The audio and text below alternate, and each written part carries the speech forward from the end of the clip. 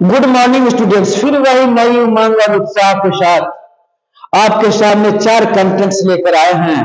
पहला कंटेंट फाइयान ह्वेनसांग इत सिंह का यात्रा वृत्तांत का अनुवादों पर प्रमाण जो दिया गया है वो कैसा है, वो प्रमाण बताएंगे। दूसरा है थेलस थ्योरम का एक्सरसाइज 24। तीसरा है सिकंदर के आक्रमण पर भारतीय साक्ष्य क्या उपलब्ध है और क्या भारत पर सिकंदर ने आक्रमण किया था या नहीं किया था, यह भी प्रश्नवाचक चिन्ह है। और साइमन कमीशन का बहिष्कार 1927 ईस्वी में हुआ तो उसके क्या कारण थे और क्या परिणाम हुए, ये सब बातें बड़ा इंटरेस्टिंग विषय है। आज का विषय बड़ा इंटरेस्टिंग है।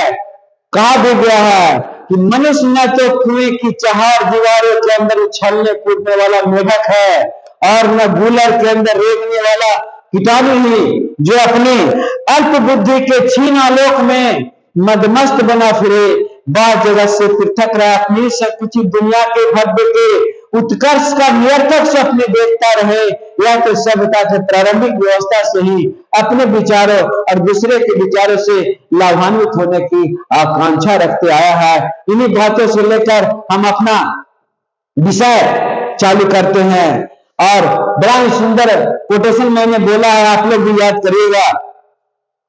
अब है फैयान और इस सिंह पर जो मैं नोट्स तैयार किया हूं उस पर कुछ बताऊंगा कि क्या अनुवादों का प्रमाण क्या थे। पाश्चात्य इतिहासकारों तथा अन्य विद्याओं के विद्वानों ने भारत के इतिहास को आधुनिक रूप लिखे जाने के पूर्व ही उसके संदर्भ में विभिन्न निष्कर्ष निकालकर उन पर कार्रवाइयां करने के लिए यथावश्यक निर्णय कर लिए थे। बाद में उन्होंने पूर्व निर्धारित निष्कर्षों को सही सिद्ध करने के उद्देश्य से अधिकतर ऐसे विदेशियों द्वारा लिखित पुस्तकों के अंग्रेजी अनुवाद को अपने लेखन का आधार बनाया जिनसे उनके निष्कर्षों की पुष्टि होती है। जहां तक विदेशी पुस्तकों के अनुवाद को अपने लेखन का आधार बनाने की बात है, वहां तक तो बात ठीक है, किंतु मुख्य प्रश्न तो यह है कि क्या वे अनुवाद सही है, क्या वे लेखक के मूल भावों को ठीक प्रकार से अभिव्यक्त करने में समर्थ रहे हैं। क्योंकि आज यह बड़ी मात्रा में देखने में आ रहा है कि अनुवादकों ने अनेक स्थानों पर मूल लेखकों की भावनाओं के साथ न्याय नहीं किया है। संभव है कि वे अनुवादक अंग्रेजी के तत्कालीन सत्ता के भारत के इतिहास को बदलने की योजना में सम्मिलित रहे हों और उन्होंने अनुवाद भी उसी के दृष्टि से किया हो। अल-बरूनी के भारत के इतिहास के गुप्त संबंध से संबंधित अंश का डॉक्टर फ्लीट द्वारा 3 बार अनुवाद मांगना यही प्रमाणित करता है उसको वही अनुवाद चाहिए था जो उसकी इच्छाओं को व्यक्त करने वाला हो। इस संदर्भ में श्री केटी तेलंग का कहना था कि भारतीय इतिहास के संबंध में अंग्रेजों ने पूर्व निर्धारित मतों को सही सिद्ध करने के लिए हर प्रकार का प्रयास करने के लिए क्लिंगवर्थ की भाषा में दे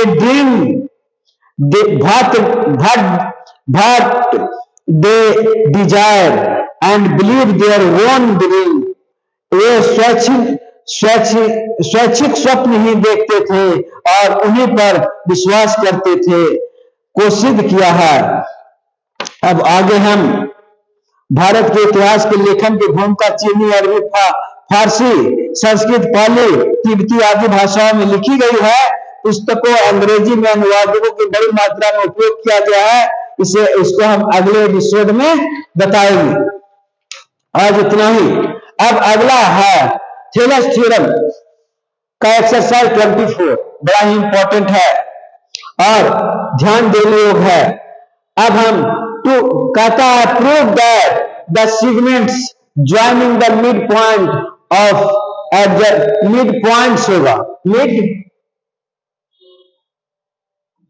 points of adjacent side of a quadrilateral from a parallelogram given। एक क्वाड्रिलेटरल के यदि मिड पॉइंट को मिलाया जाए तो ये एक पैरेललोग्राम होगा, एक समानांतर चतुर्भुज होगा। इस साबित करना, कोई भी चतुर्भुज के मिड पॉइंट को मिलाने से जो चतुर्भुज बनता है वह एक पैरेललोग्राम होता है। इस साबित करने के लिए बोला गया है। अब गिवन है एक coordinate ABCD in which PQRS are the midpoint. PQRS are the midpoints of AB, BC, CD and DA respectively. To prove PQR is a parallelogram, तो प्रूव करना है कि PQRS is a PQRS is a parallelogram, यह parallelogram है। बड़ा ही important है, बड़ा ही easy है। कंस्ट्रक्शन हम करते हैं, ज्वाइन AC विकर्ण को मिला देते हैं AC को। अप्रूव ट्रायंगल्स ABC में P and Q are the midpoint of AD and BC. P and Q are midpoint of AD and BC. Then PQ समानांतर AC हो जाएगा, PQ समानांतर AC हो जाएगा बाय मिडपॉइंट थ्योरम से। फिर DAC में त्रिभुज में चलते हैं कि AD एंड BC का मध्य पॉइंट S and R है, इसलिए SR समानांतर AC हो जाएगा, इसलिए PQ इसलिए SR समानांतर AC हो गया। अब AC कॉमन हो जाएगा दोनों में, ये कॉमन हो गया, ये कॉमन हो गया दोनों में, इसलिए PQ बराबर PQ समानांतर SR हो गया। सिमिलरली BD को ज्वाइन करके हम इसको SP को समानांतर RQ से साबित कर सकते हैं, SP को समानांतर QR साबित कर सकते हैं। हेंस जब आमने सामने की दोनों भुजाएं समानांतर हो गई तो दोनों त्रिभुज वह एक समानांतर चतुर्भुज हो गया। Hence PQR is a parallelogram prove हो जाता है। इस प्रकार बड़ा ही इजी तरीके से हम प्रूव किए हैं और आशा ही नहीं विश्वास भी करते हैं कि आपको भी समझ में आ गया होगा। और यदि समझ में आ गया होगा तो एक लाइक जरूर करिएगा, और यदि नहीं समझ में आया होगा तो कमेंट बॉक्स में जाकर कमेंट करिए, मैं दोबारा बताऊंगा। अब है सिकंदर के आक्रमण पर भारतीय साक्ष्य क्या है। हमको ये भी बड़ा इंपॉर्टेंट है, इतिहास में रिसर्च का विषय है। हम बार बार माननीय मोदी जी से यह प्रार्थना करूंगा कि आप विद्वानों को संग्रहित करिए और संग्रहित करके एक फिर से रिसर्च करके अपना भारत का स्वर्णिम इतिहास, जो स्वर्णिम काल चल रहा है, इसमें स्वर्णिम इतिहास भी लिखा जाए। इसी के साथ मैं अपना अगला जो पॉइंट तैयार किया हूं, किताबों से पढ़ करके समझ करके और अपने बातों को जो रखे हैं वो आपको भी समझ में थोड़ा आएगा। सिकंदर के आक्रमण की स्थिति भारत और भारत के बाहरी देशों के साक्ष्यों से इस प्रकार बनती है। पहला भारतीय साक्ष्य हम लेते हैं, इसमें ऐतिहासिक लेंगे और साहित्यिक लेंगे और साहित्योत्तर ग्रंथ से लेंगे। पहला भारतीय साक्ष्य ऐतिहासिक, भारत के इतिहास का जो ब्यौरा विभिन्न पुराणों तथा संस्कृत और अन्य भारतीय भाषाओं के अनेक ग्रंथों में दिया हुआ है, इसमें इस आक्रमण का कोई उल्लेख नहीं मिलता। अतः भारत के इतिहास के दृष्टि से इसे प्रमाणिक मानना कठिन है। पहला तो आपको साहित्य भारतीय साक्ष्य इतिहास के रूप में कुछ नहीं है इसके बारे में। अब साहित्यिक देखते हैं। भारत के तत्कालीन साहित्यिक रचनाएं जैसे बररुचि की कविताएं, ययाति की कथाएं, यज्ञकृति, पियुंग, सुमनोत्तरा, वासवदत्ता आदि इस विषय पर मौन है। अतः प्रश्न पर वे भी प्रकाश डालने में असमर्थ है। यही नहीं, पुरु नाम का किसी राजा का भारतीय साहित्य का किसी भी प्राचीन रचना में कोई भी उल्लेख कहीं नहीं मिलता, और मेगास्थनीज का तो दूर दूर तक पता नहीं है। हाँ, हिंदी तथा कुछ अन्य भारतीय भाषाओं के कतिपय अर्वाचीन नाटकों में अवश्य इस घटना का चित्रण मिलता है। अब साहित्योत्तर ग्रंथ में क्या इसका प्रमाण है? साहित्यिक ग्रंथों के अतिरिक्त अन्य विभिन्न विषयों जैसे आयुर्वेद, ज्योतिष, राजनीति, समाज नीति आदि के ग्रंथों में भी जिसमें भरत के अनेक ऐतिहासिक संदर्भ मिलते हैं, उसका उल्लेख नहीं मिलता। चाणक्य का अर्थशास्त्र, पतंजलि का महाभाष्य आदि ग्रंथ भी इस विषय पर मौन है। अब इस सब बातों से लगता है कि वास्तव में पुरु नाम का कोई राजा था या नहीं था, प्रश्नवाचक चिन्ह है। हम ये नहीं कहते हैं कि नहीं थे होंगे, रिसर्च का विषय है। अब भारत के बाहर देशों के बारे में जो सच अगले एपिसोड में बताएंगे। भारत में जो शोध हुआ है, जो साहित्यिक शोध, ऐतिहासिक शोध और साहित्योत्तर शोध, तीनों शोध के बारे में मैं बताया हूं। आपको भी सोचने के लिए विवश कर देता हूं कि ये सोचिए। अब अगला पॉइंट मेरा है साइमन कमीशन 1927 बहिष्कार जो हुआ था, उसमें क्या कारण थे, क्यों साइमन कमीशन आया था। तो हम 1919 के एक्ट में यह बात कही गई थी कि भारत में संवैधानिक सुधार हेतु 10 वर्ष पर एक कमीशन की नियुक्ति की जाएगी, जो प्रशासनिक सुधार की जांच कर अपनी रिपोर्ट प्रस्तुत करेगा। यह सब अंग्रेजों की चाल थी। हम बताते हैं, बार बार कहे हैं कि जब भी कमीशन लाया तो अंग्रेज डरा हुआ था, जब भी कमीशन आया वो डर कर लाया है, और कुछ फायदा तो दिया है, तो अधिकतर घाटा ही दिया है। सुधार की जांच कर अपनी रिपोर्ट प्रस्तुत करेगा। इसी उद्देश्य की पूर्ति है कि ब्रिटिश संसद ने एक वकील सर जॉन साइमन की अध्यक्षता में 7 सदस्यीय दल भारत भेजा। इस कमीशन में एक भी सदस्य भारतीय नहीं था। इस कमीशन को साइमन कमीशन के नाम से जाना जाता है। भारत में साइमन कमीशन की जगह जगह पर काले झंडे दिखाकर विरोध प्रदर्शित किया गया। साइमन वापस जाओ के नारे लगाए गए और लाहौर में लाला लाजपत राय के नेतृत्व में विरोध किया गया। जब वे जुलूस के नेतृत्व कर रहे थे तो अंग्रेजों द्वारा जुलूस पर लाठी प्रहार किया गया। इस लाठी प्रहार से लाला लाजपत राय गंभीर रूप से घायल हो गए हुए और उनकी मृत्यु हो गई। बड़ा ही दुखद घटना हुआ कि लाला लाजपत की मृत्यु हो गई। व्यापक विरोध के बावजूद भी साइमन कमीशन ने 2 बार का दौरा किया। साइमन कमीशन की रिपोर्ट मई 1930 में प्रकाशित हुआ, जिसमें निम्नलिखित बातें कही गई थी। पहला, प्रांतों में दोहरा शासन समाप्त करके प्रांतों की उत्तरदायी शासन स्थापित किया जाए। दूसरा, केंद्रीय शासन में किसी प्रकार का परिवर्तन नहीं किया जाए। तीसरा, भारत के लिए संघीय शासन की स्थापना की जाए। चौथा, हाई कोर्ट के भारतीय सरकार के अधीन किया जाए। पांचवा, अल्पसंख्यकों के हितों के लिए कमीशन गवर्नमेंट व गवर्नर जनरल के विशेष शक्तियां प्रदान की जाए। छठा, प्रांतीय विधानमंडलों के सदस्यों की संख्या में वृद्धि कर दी जाए।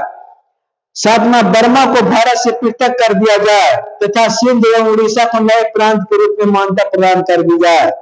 आठवां, संघ की स्थापना से पहले भारत में एक वृहद भारतीय परिषद की स्थापना की जाए। नौवां, रिपोर्ट में मताधिकार के विस्तार की सिफारिश की गई थी। 10वां, प्रत्येक 10 वर्ष पर भारत का संवैधानिक प्रगति की जांच को समाप्त कर दिया जाए तथा ऐसा नवीन लचीला संविधान बनाया जाए जो स्वतः विकसित होता रहे। जबकि साइमन कमीशन की बातों को तीखी आलोचना हुई और तथा सर शिव स्वामी अय्यर द्वारा इसे रद्दी की टोकरी में फेंकने लायक बताया गया, किंतु फिर भी इस कमीशन के अनेक बातों का 1933 के अधिनियम में अपना लिया गया। इस तरह साइमन कमीशन में इतना बातें थी, 10 बातों मैंने पढ़कर सुनाया। यह साइमन कमीशन था जो सुधार करने के लिए भारत को चला था, लेकिन उसके पीछे भी राज्य था उसका। वो कैसे राज करो, फूट डालो तो राज करो के सिद्धांत पर था।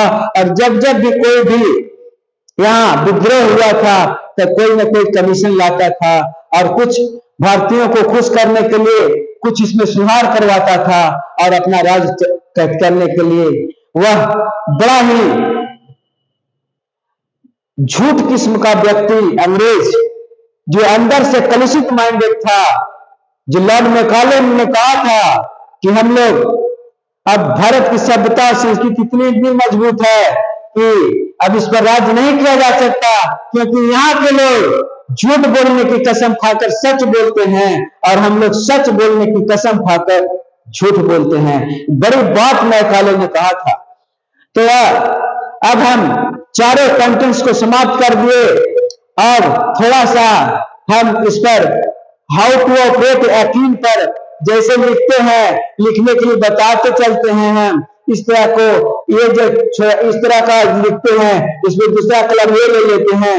अब टू कलर कोई भी बात, ये हिंदी नहीं पढ़ता है, इसलिए हम हिंदी अंग्रेजी वाला सही सही लिख पाते, हिंदी वाला जैसे पाते वैसे लिखते हैं। अब हम थोड़ा सा यूट्यूब दिखाएंगे, और यूट्यूब दिखाकर आपका मनोरंजन करेंगे, उसके बाद अपनी वाणी को समाप्ति की ओर ले जाएंगे। ये देखा जाए, पहले ये देखा जाए मेरा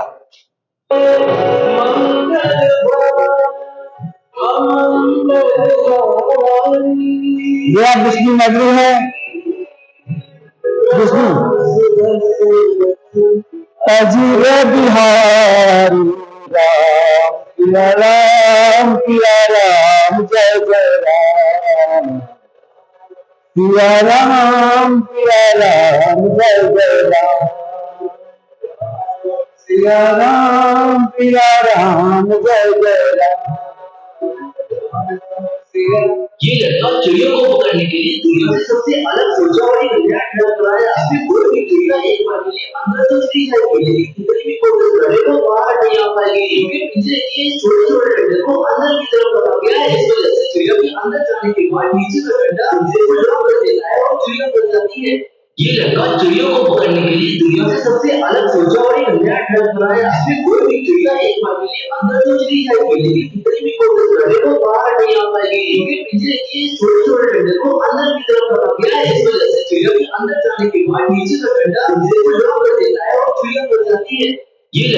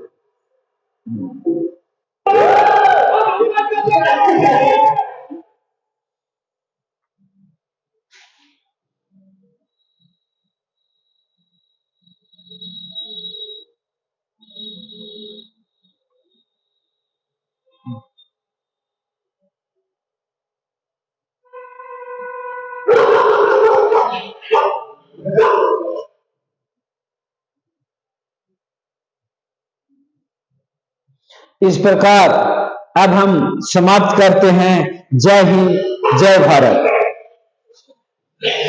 देखिए बंद करने के लिए बंद कर रहे हैं इसको हम, अब इसको भी हम बंद कर दिए। धन्यवाद धन्यवाद धन्यवाद।